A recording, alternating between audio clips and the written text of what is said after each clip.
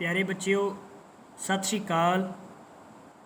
जिवें कि आपां पिछले पाठां दे विच असीं व्याकरण बारे अध्ययन कीता सी और व्याकरण दे अलग-अलग अंगां बारे पढ़िया सी कि व्याकरण दे चार जिहड़े मुੱਖ भाग हुंदे आ अखर बोध, शब्द बोध, वाक बोध ते अर्थ बोध। जिहड़ा अपना अज दा उप विशा जी वो है अखर बोध, भाव कि अज असीं अखर बोध बारे ज्ञान हासिल करांगे।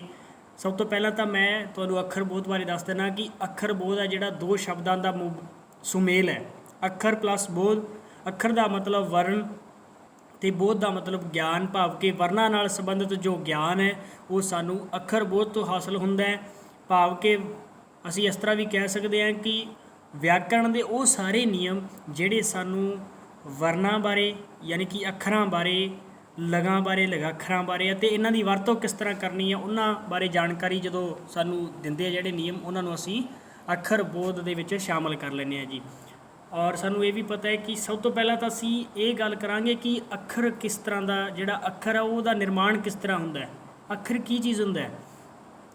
जिवें कि सानू पता है कि लिपि पहलां असीं लिपि पढ़ी सी, वर्णमाला पढ़ी सी, फिर असीं अखरां दी गल करन जा रहे हैं अज। लिपि का मतलब हुंदा है कि किसी भी भाषा नूं लिखण वास्ते जिहड़े चिन्ह वरतदे असीं उहनूं लिपि आख दिंदे आ। सो अज असीं जिहड़ी गल कर रहे हैं कि अखर की हुंदा है, तां अखर वो चिन्ह हुंदे आ जो असीं धुनी नूं लिखती रूप देण लई जिहड़े वरतदे आ। भाव कि मूँह विचों निकलण वालीਆਂ ਧੁਨੀਆਂ ਨੂੰ ਲਿਖਤੀ रूप देण लई ਜਿਹੜੇ चिन्ह वरते ਜਾਂਦੇ ਆ ਉਹਨਾਂ ਸਾਰੇ चिन्हां ਨੂੰ ਅਸੀਂ जी अखर ਦਾ ਨਾਂ ਦੇ ਦਿੰਦੇ ਹਾਂ। ਅਸੀਂ ਉਸ ਨੂੰ अखर ਜਿਹੜਾ ਅਸੀਂ ਕਹਿੰਦੇ ਆ। ਹੁਣ ਸਾਡੇ ਕੋਲੇ ਬਹੁਤ ਸਾਰੇ शब्द है, कोई भी शब्द असीं उच्चारण करते हैं जिवें बर्तन है, चम्मच है, सड़क है, तो इस दे विच सानूं पता है कि जिहड़ा एक चम्मच शब्द है ਉਹਦੇ ਵਿੱਚ ਅਸੀਂ ਤਿੰਨ ਧੁਨੀਆਂ ਦਾ ਉਚਾਰਨ ਕੀਤਾ ਚ ਮ ਚ, ਯਾਨੀ ਕਿ ਤਿੰਨ ਧੁਨੀਆਂ ਦੇ ਸਮੇਲ ਤੋਂ ਅਸੀਂ ਚਮਚ ਸ਼ਬਦ ਬਣਾ ਲਿਆ। ਔਰ ਜਦੋਂ ਅਸੀਂ ਇਸ ਨੂੰ ਲਿਖਾਂਗੇ ਤਾਂ ਸਾਨੂੰ ਤਿੰਨ ਅੱਖਰਾਂ ਦੀ ਲੋੜ ਪਏਗੀ ਔਰ ਇਹਨਾਂ ਤਿੰਨ ਧੁਨੀਆਂ ਨੂੰ ਲਿਖਤੀ ਰੂਪ ਦੇਣ ਲਈ ਤਿੰਨ ਅੱਖਰ ਵਰਤੇ ਚੱਚਾ, ਮੰਮਾ, ਚੱਚਾ। ਠੀਕ ਹੈ ਜੀ। ਸੋ ਇਹ ਤਾਂ ਸੀ ਹੈ ਜੀ ਅੱਖਰ ਬਾਰੇ ਕਿ ਅਸੀਂ ਅੱਖਰ ਬਾਰੇ ਕਿ ਅੱਖਰ ਕੀ ਚੀਜ਼ ਹੈ। ਇਹ ਤਾਂ ਅਸੀਂ ਅੱਖਰ ਬਾਰੇ ਜਿਹੜਾ ਹੈ थोड़ा जी चर्चा कर ली। इस तो बाद असी जिस तरह तुहानूं स्क्रीन ते दिख रहे हैं कि अलग अलग तरह के शब्द दिते हुए है, जिस तरह गर्म लिखा होया तो ये तीन धुनियां का सुमेल है ग र म। तो उस तरह फिर अखरां का सुमेल तो ग धुनी नूं असीं गग्गा, र धुनी नूं रारा ते म धुनी नूं वरत्या लिखण लई।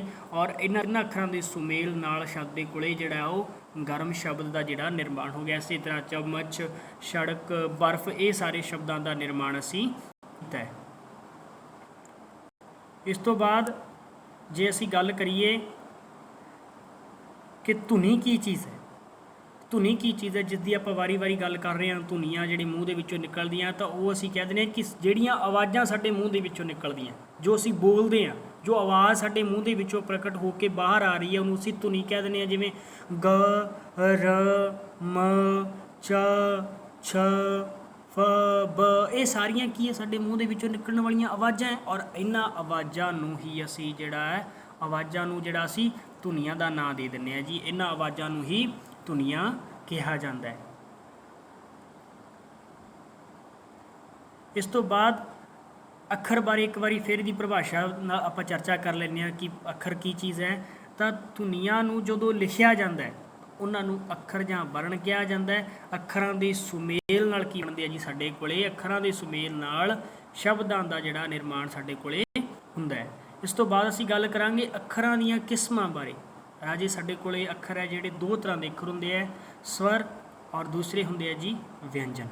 स्वर अते व्यंजन। सब तो पहला असीं गल करांगे स्वर बारे कि स्वर की है।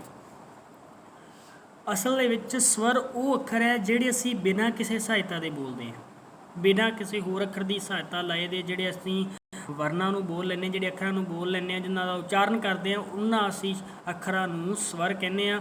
और पंजाबी दे विच साडे कोले तीन स्वर ने जी, ऊड़ा, ऐड़ा अते ईड़ी, ये तीन स्वर ने।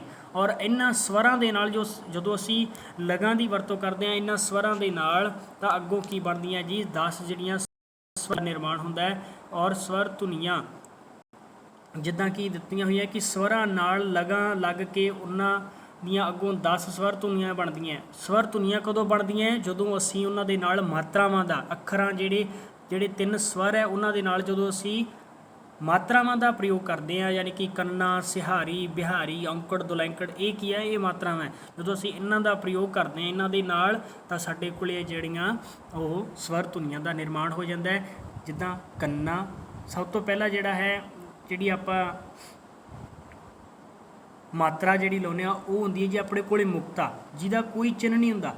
ਕੰਨਾ, ਸਿਹਾਰੀ, ਬਿਹਾਰੀ, ਔਂਕੜ, ਦੁਲੈਂਕੜ, ਲਾਂ, ਦੁਲਾਂ, ਹੋੜਾ ਤੇ ਕਨੋੜਾ, ਇਹ ਜਿਹੜੀਆਂ ਧੁਨੀਆਂ, ਇਹਨਾਂ ਧੁਨੀਆਂ ਮਾਫ ਕਰਨਾ, ਇਹ ਮਾਤਰਾਵਾਂ ਹੈ। ਔਰ ਜਦੋਂ ਇਹਨਾਂ ਮਾਤਰਾਵਾਂ ਦਾ ਪ੍ਰਯੋਗ ਅਸੀਂ ਆਹ ਜਿਹੜੇ ਸਵਰ ਅੱਖਰ ਹੈ ਇਹਨਾਂ ਨਾਲ ਜਦੋਂ ਇਹਨਾਂ ਦਾ ਪ੍ਰਯੋਗ ਕਰਦੇ ਹਾਂ, ਤਾਂ ਸਾਡੇ ਕੋਲੇ ਆਹ ਵਾਲੀਆਂ ਜਿਹੜੀਆਂ ਧੁਨੀਆਂ 10 ਸਵਰ ਧੁਨੀਆਂ ਜਿਹੜੀਆਂ ਇਹਨਾਂ ਨੂੰ ਅਸੀਂ ਕਹਿੰਦੇ ਹਾਂ, ਇਹਨਾਂ ਦਾ ਸਾਡੇ ਕੋਲੇ ਜਿਹੜਾ ਨਿਰਮਾਣ ਹੋ ਜਾਂਦਾ ਹੈ। ਔਰ ਇਹਨਾਂ ਦਾ ਉਚਾਰਨ ਕਿਸ ਤਰ੍ਹਾਂ ਦਾ ਹੈ? ਅ, ਆ, ਈ, ਈ, ਊ, ਊ, ਏ, ਐ, ਓ, ਓ, ਇਹ ਜਿਹੜੀਆਂ ਸੀਆਂ ਇਹ 10 ਸਵਰ ਧੁਨੀਆਂ।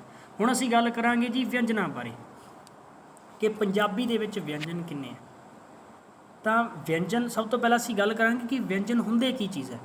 ਉਹ ਅੱਖਰ ਜਿਹੜੇ ਅੱਖਰਾਂ ਦਾ ਉਚਾਰਨ ਕਰਦੇ ਸਮੇਂ ਸਵਰਾਂ ਦੀ ਸਹਾਇਤਾ ਲੈਂਦੇ ਹਾਂ, ਸਵਰ ਅੱਖਰਾਂ ਦੀ ਸਹਾਇਤਾ ਲੈਂਦੇ ਹਾਂ, ਉਹਨਾਂ ਨੂੰ ਅਸੀਂ ਆਖ ਦਿੰਦੇ ਹਾਂ ਜੀ ਵਿਅੰਜਨ। ਜਿਹੜੇ ਅੱਖਰ ਸਵਰਾਂ ਦੀ ਸਹਾਇਤਾ ਨਾਲ ਬੋਲੇ ਜਾਂਦੇ ਹੈ ਉਹਨਾਂ ਨੂੰ ਵਿਅੰਜਨ ਆਖ ਦਿੱਤਾ ਜਾਂਦਾ ਹੈ। ਔਰ ਪੰਜਾਬੀ ਦੀ ਜਿਹੜੀ ਵਰਨਮਾਲਾ ਹੈ ਉਹਦੇ ਵਿੱਚ ਸੱਸੇ ਤੋਂ ਲੈ ਕੇ ਲੱਲੇ ਪੈਰ ਬਿੰਦੀ ਤੱਕ 38 ਵਿਅੰਜਨ ਹੈ, ਜਿਹੜੇ ਕੁੱਲ 38 ਵਿਅੰਜਨ ਹੈ ਜੀ।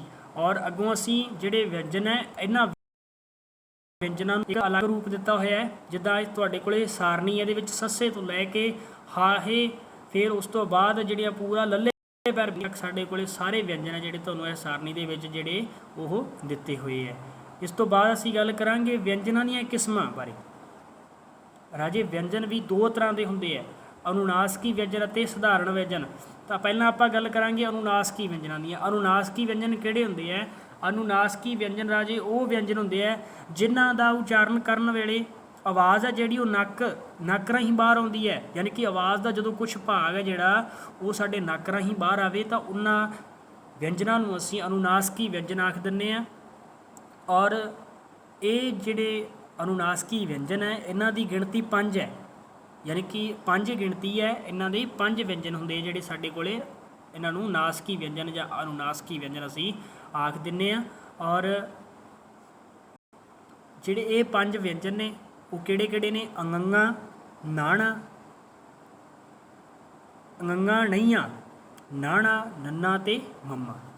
ਇਹ ਜਿਹੜੇ ਅੱਖਰ ਨੇ ਇਹ ਅਨੁਨਾਸਕੀ ਅੱਖਰ ਨੇ ਜਾਂ ਅਨੁਨਾਸਕੀ ਵਿਅੰਜਨ ਨੇ। ਹੁਣ ਅਨੁਨਾਸਕੀ ਵਿਅੰਜਨਾਂ ਦੀ ਪਹਿਚਾਣ ਕੀ ਹੈ? ਅਨੁਨਾਸਕੀ ਵਿਅੰਜਨਾਂ ਦੀ ਪਹਿਚਾਣ ਕਰਨੀ ਬਿਲਕੁਲ ਆਸਾਨ ਹੈ। ਇਹਦੇ ਵਿੱਚ ਅਸੀਂ ਕੀ ਤਰੀਕਾ ਕੀ ਅਪਣਾਉਣਾ ਹੈ ਕਿ ਸਾਨੂੰ ਪਤਾ ਲੱਗ ਜੇ ਵੀ ਅਨੁਨਾਸਕੀ ਵਿਅੰਜਨ ਅੱਛਾ ਨੱਕ ਰਾਹੀਂ ਆਵਾਜ਼ ਚਲੋ ਆਉਂਦੀ ਹੈ, ਕਿਵੇਂ ਬਾਹਰ ਆਉਂਦੀ ਹੈ, ਕਿਵੇਂ ਪਤਾ ਲੱਗੇ? ਤਾਂ ਅਸੀਂ ਇਹਦਾ ਉਚਾਰਨ ਸੁਤੰਤਰ ਰੂਪ ਦੇ ਵਿੱਚ ਕਰੋ, ਬਿਨਾਂ ਕਿਸੇ ਬੇਰੋਕ ਟੋਕ ਦੇ। ਜਿਵੇਂ ਹੁਣ ਮੈਂ ਉਚਾਰਨ ਕਰ ਰਿਹਾ, ਤੁਹਾਨੂੰ ਇਹਦਾ ਅੰਤਰ ਜਦੋਂ ਮੈਂ ਉਚਾਰਨ ਕਰਾਂਗਾ ਤਾਂ ਸਮਝ ਆ ਜਾਏਗਾ ਕਿਸ ਤਰ੍ਹਾਂ। ਹੁਣ ਮੈਂ ਇਹਦਾ ਉਚਾਰਨ ਕਰ ਰਿਹਾ, ਅੰਗੰਗਾ, ਣਈਆਂ, ਨਾਣਾ, ਨੰਨਾ, ਮੰਮਾ। ਹੁਣ ਮੈਂ ਉਚਾਰਨ ਕੀਤਾ ਤਾਂ ਸਾਰੇ ਜਿਹੜੇ ਅਨੁਨਾਸਕੀ ਵਿਅੰਜਨ ਇਹਨਾਂ ਦੀ ਜਿਹੜੀ ਆ ਉਚਾਰਨ ਹੈ ਤੁਹਾਡੇ ਤੱਕ ਪਹੁੰਚ ਗਿਆ, ਸ਼ੁੱਧ ਰੂਪ ਦੇ ਵਿੱਚ ਪਹੁੰਚ ਗਿਆ। ਪਰ ਜਦੋਂ ਮੈਂ ਨੱਕ ਰਾਹੀਂ ਜਿਹੜੀ ਆਵਾਜ਼ ਆਉਂਦੀ ਹੈ, ਉਸ ਨੱਕ ਰਾਹੀਂ ਆਵਾਜ਼ ਆਉਣ ਵਾਲੀ ਦਾ ਰਸਤਾ ਜਦੋਂ ਬੰਦ ਕਰ ਦਾਂਗਾ ਉਸ ਆਵਾਜ਼ ਦਾ, ਤਾਂ ਇਹਨਾਂ ਦਾ ਜਿਹੜਾ ਉਚਾਰਨ ਹੈ ਉਹ ਜਿਹੜਾ ਸਪਸ਼ਟ ਨਹੀਂ ਹੋਏਗਾ, ਬਲਕਿ ਸਿਰਫ ਮੂੰਹ ਦੇ ਵਿੱਚੋਂ ਜੋ ਆਵਾਜ਼ ਨਿਕਲੇਗੀ ਉਹੀ ਤੁਹਾਡੇ ਤੱਕ ਪਹੁੰਚੇਗੀ। ਤਾਂ ਇਸ ਤਰ੍ਹਾਂ ਨਾਲ ਸਾਨੂੰ ਪਤਾ ਲੱਗ ਜਾਏਗਾ ਕਿ ਇਹ ਅਨੁਨਾਸਕੀ ਵਿਅੰਜਨ ਹੈ। ਕਿਸ ਤਰ੍ਹਾਂ?